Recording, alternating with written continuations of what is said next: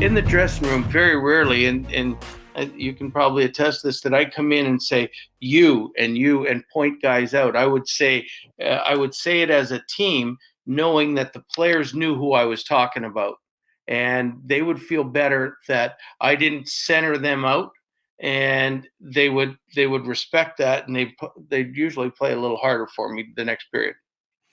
Yeah, that's a great way to go about it.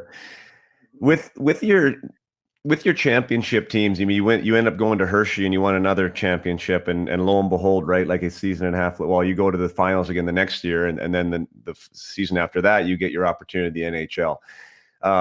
At that AHL level, I know I asked you this earlier, but I think it is a bit of a different beast, because East Coast League isn't the AHL. In the AHL, you are trying to develop individual players to make that top team, right? You're trying to give them assets. So in doing that, and you're developing 20, 21, 20-year-old, 2-year-old kids, they're allowed to make mistakes there, I assume. I mean, like, that's part of the process, but mistakes also don't always correlate with winning.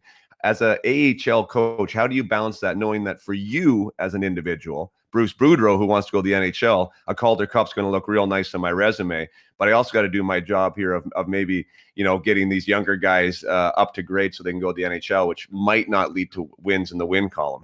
How do you balance that? Well, it's sort of tough, but I mean, the good teams and the good players learn from their mistakes, and so I mean, that's how you win Calder Cups, is because these good young players, they learn. Like I said, I had Yannick Lahou, he didn't learn, and that's one of the reasons.